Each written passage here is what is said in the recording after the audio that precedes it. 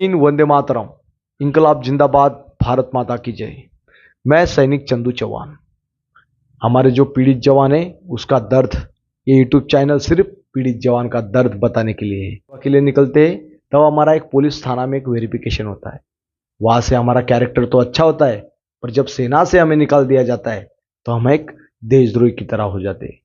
और हमें वहां से भी एक वेरिफिकेशन जाता है, इसको सेना से हमने बर्खास्त किया गया।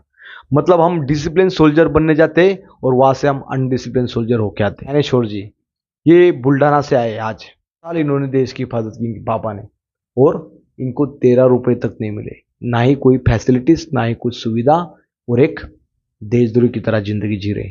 देश सेवा करो और देशद्रोही बनो, ये प्रोग्राम अभी बंद होने वाला है। हमारे देश में जब नक्सलवादी आते, आत्मसमर्पण करते, उसको यहाँ पे पुरस्कार मिलता है।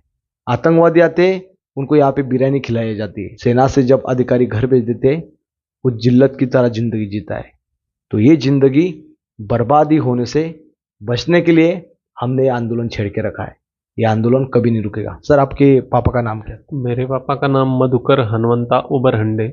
और कितना साल देश सेवा की थी उन्होंने? सर 13 साल पेंशन लगभग। मिलती है? नहीं सर, कुछ भी नहीं। क्यों, उनके डायरी में कुछ लिखा है अनडिजायरेबल? वो डिजर्टर बोलते हैं। डिजर्टर? हाँ, डिजर्टर मतलब भगोड़ा होता है। भगोड़ा ठीक होता है, है। हाँ। तो आपके पापा गांव से ही भाग गए थे क्या? नहीं नहीं, गाँव दुश्मन से लड़ाई से भागे? अपने ही लोगों से भागे सर। एक हवलदार, मतलब जिसका प्रमोशन लग चुका, मतलब लगने वाला है ना, कैडर पास हुआ है बंदा। सब कुछ हुआ है, तो हाँ। वो एक पीस एरिया से क्यों भागेगा? नहीं भागता यार वो कोई। भी अपनी 250 सीसी नई गाड़ी। वो 13 साल तक नहीं भागा, और अभी क्यों भागेगा? हाँ, कोई बात। तो वो 250 दुश्मन सीसी से भी नहीं भागा, दुश्मन से भी नहीं भागा, वो अपने ही लोगों से भागना गया। मेरे पापा मेरे को बोलते थे। एक दिन मैंने ऐसे पूछा, यार पापा 2 साल तो रह गए थे, कर लेना चाहिए था। आज हमारी आप हालत ये नहीं सवाल होती पूछते हो कि आपको ना। बहुत बुरा लगता है। आज हमारी ये हालत नहीं होती। हाँ। तो मेरे पापा कहते, एक सैनिक बोले, दुश्मनों के हाथों मारने के लिए होता है, अपने आदमी के हाथ से नहीं। नहीं बताता मैं कि भाई तेरे पापा क्या करते, तो किसान ही है भाई। ऐसा थोड़ी ना बोलूंगा कि नहीं, फौज में थे तो भाई पेंशन भी मिलता होगा। हाँ, ऐसे ही बोलते, लोगों को माइंड में वही है कि ऐसा पेंशन ऐसा मिलता है ऐसा है, फौजियों को। ऐसा है। और उनको ये नहीं पता है कि सेना में ज्वाइन होने के बाद जब सेना से निकाल दिया जाता है तो पेंशन तो छोड़ ही दो, उसको गांव में कहीं कंपनी में भी जाता है, वहां से भी धक्का मार के बाहर निकाल दिया जाता है। चलो निकलो यहाँ से। यही दर्द हम बार बार बयां कर रहे हैं। आप हमारे साथ वीडियो देखे होगे, आपने मेरे कई हाँ वीडियो सर, देखे बहुत होंगे। उसमें हमारे पीड़ित जितने जवान हैं उनको क्या संदेश दोगे आप? सर, ये लड़ाई तो आपने अभी फिलहाल ही शुरू हुई है ना? भी एक बंदे का इंटरव्यू लिया था। हाँ, लिया था, देखा मैंने। हाँ। तो ये लड़ाई अभी बहुत ताकत बहुत बढ़ने वाली है। इस आपने जो आंदोलन छेड़ा है ना, वो अभी तो शुरुआत है कहूंगा मैं। जी जी। अभी तो ये बहुत बड़ा होने वाला है। अगर यहाँ तक आया, आप जा भी बोलोगे, आप मैं पहुंच जाऊंगा। आर्टिकल 16 कहता है आप कहीं भी काम कर सकते हो, और आर्टिकल 21 कहता है कि आपको राज्य में आदर सम्मान देना चाहिए। जब हमें आदर सम्मान ही नहीं है तो हमें देशद्रोही कर दो। क्यों हमें नोटबुक दे देते हो आप एक सर्विसमैन करके? क्यों देते हो भाई? बंद कर दो। जब सेना से निकल जाए उसी टाइम लिख दो कि आप देशद्रोही हो। ये हमें लिख के दिया जाए। ये मैं सरकार से चाहता हूं, ये मैं रक्षा मंत्री से चाहता हूं, ये मेरे जनरल से चाहता हूं। और जनरल साहब की एक स्टेटमेंट देखा होगा आपने अभी, कि बोला हम सेना में जुड़ते हैं, हम डिसिप्लिन बनने के लिए जुड़ते हैं। अरे तुम तो डिसिप्लिन बिगाड़ रहे हो लोगों का। तुम्हारा कर्तव्य होता है, तुम अपना पावर का दुरुपयोग करके, अधिकारी अपना पावर का दुरुपयोग करके घरों में काम नहीं किया तो इसका डिसिप्लिन खराब है। अगर घर में काम किया तो डिसिप्लिन बहुत अच्छा है। उनका घर चमकाते रहो और डिसिप्लिन अच्छा बनाते रहो। किसान को भी खड़ा कर दिया, वो भी दुश्मन से ऐसे ही लड़ लेगा, ऐसे ही लड़ लेगा। पर आप जवानों को गुलाम बना रहे हो, और वही गुलाम जवानों को आजाद कराने की ये लड़ाई चल रही है हमारी। ये लड़ाई उन सैनिकों की लड़ाई है। ने पढ़ी थी मेरी 5 जो मांग रखी थी, वो पढ़ी हाँ थी? सर। क्या गलत है उसमें? नहीं कुछ नहीं, लगा? पूरा सही सर। वीडियो ऑडियोग्राफी तो होना चाहिए। अब जी। सर लोग कुछ भी लिख देते हैं, कागज पे लिखने से थोड़ी ना आदमी का कैरेक्टर चेंज हो जाएगा। जी है जी, ना, बिल्कुल। इन्होंने लिख दिया मतलब हो गया। यही हमने मांग रखी है कि ऑडियो वीडियो रिकॉर्डिंग। और मैंने देखा उनके वीडियो भी देखे, हट्टा कट्टा है, बिल्कुल ठीक ठाक आदमी हाँ है। हाँ हाँ। दुश्मन से तो ऐसे आज भी लड़ लेगा। आज भी हाँ? लड़ेगा। लड़ लेगा ना। करेंगे इस डायरी में, ये नोट डायरी, इसमें देखे ना कितने नंबर थे, हाँ सर, बहुत कितने कॉन्टैक्ट है, देखे ना। बहुत। ये दर्द है, देश का जवान देश में नौकरी नहीं कर सकता, तो यहाँ पे कोई आतंकवादी जिंदा पकड़ा जाता है, उसको अधिकार ही नहीं है। एक नक्सलवादी एक आत्मसमर्पण करने पे उसको आप रीसेटलमेंट के लिए कुछ कर सकते हो, उपाय योजना कर सकती है गवर्नमेंट। तो हमारे देश के जवानों के लिए आपने उपाय योजना गाँव में किस तरह व्यवहार होता है?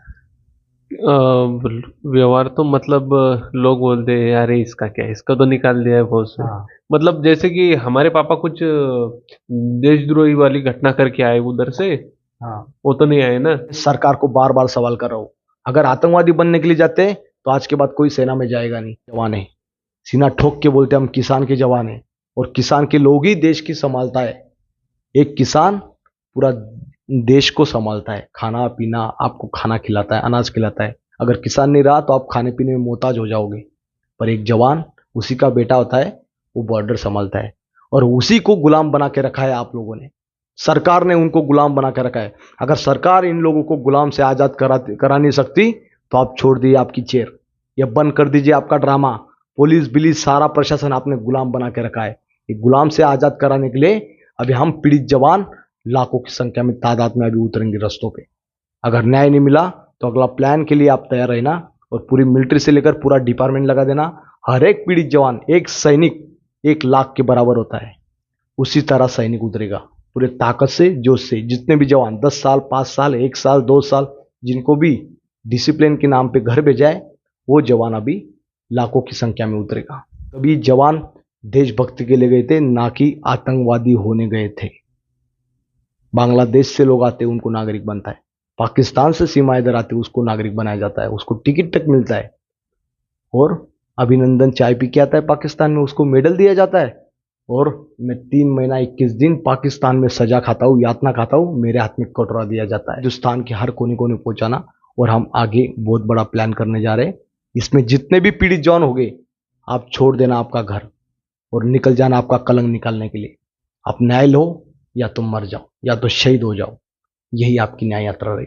सर ये तो नहीं है। और मैं सभी लोगों से कहना चाहूँगा कि आप सभी जो भी पीड़ित जवान है, जो भी सर्विंग है, रिटायर है, सर्विंग तो नहीं, रिटायर जो भी है, वो आगे आके इस आंदोलन को सपोर्ट करे, मजबूत बनाए, ताकि जो आपके भाई को ऐसे ही दब्बा लगा के जो निकाल दिया है उसको न्याय मिल सके, और वो समाज में अच्छी जिंदगी जी सके। अब तक तो उसका बहुत नुकसान हो चुका है, बच्चों की पढ़ाई गई, सब कुछ गया। तो आने वाली पीढ़ी का ऐसा ना हो। आपके परिवार खेती बाड़ी करके गुजारा हो जाता है, ऐसा तो नहीं। ऊपर से कलंक भी लगा दिया। कलंक तो है ही।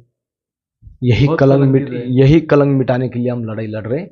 इस वीडियो को ज्यादा से ज्यादा शेयर करना। कलंक मिटाने के लिए मैंने पिताजी को अभी बेलगाम ट्रेनिंग सेंटर भेजा भी था, लेकिन वो इतने दहशत में थे ना कि वो बोले नहीं, राइटिंग में कुछ नहीं तो मैं नहीं चाहूंगा। मतलब अफसर लोगों ने कितना प्रताड़ित किया होगा उनको उस टाइम में, कि वो अपनी गाड़ी बाइक छोड़ के आए। बाइक भी छोड़ दिया उधर। बाइक छोड़ दिया, नई बाइक थी सर। चंदू सर को कांटेक्ट करो और इस आंदोलन को बड़ा बनाओ, मजबूत बनाओ, और लड़ेंगे। मैं तो हूँ ही, लेकिन आप भी आओ, मिलकर लड़ते हैं, अपना हक सरकार से छीन के लेंगे। जनता भी, जवान तो यार जनता में से निकाल के आता है। हर कोई ख्वाब देखता है, नहीं मेरे बेटे को इंजीनियर बनाऊंगा, कोई कहता है जवान बनाऊंगा, फौज में जाएगा, देश सेवा करेगा, लड़ाई लड़ेगा, दुश्मन को मारेगा। तो ये तो यार ऐसे ही भेज दोगे आप, कोई भी अफसर कलंक लगा के उसको घर भेज देगा, ये बात सही नहीं है। तो इसको मिटाना है करके आप सबको आना चाहिए, इस आंदोलन में सहभाग दर्ज करना चाहिए। अपना चैनल को सब्सक्राइब करो, और नीचे चंदू सर का नंबर होगा बायो में, ठीक है, उस पर चंदू सर को कांटेक्ट करो। कॉल वही लोग करे जो प्रताड़ित है। बार बार सिर्फ ये मत पूछे सर क्या कर रहे हो, क्या हो रहा है, ये पूछने से मुझे कॉल मत करिए। कॉल करना है सिर्फ इसीलिए करो कि सर मेरे साथ ये प्रॉब्लम हुआ है, तो इसका मैं आ सकता हूँ क्या? अगर आओगे, यहाँ तक आ सकते हो, हमारे आंदोलन में हो सकते हो, तभी मुझे कॉल करें। इतना ही कहूंगा। जय हिंद, वंदे मातरम।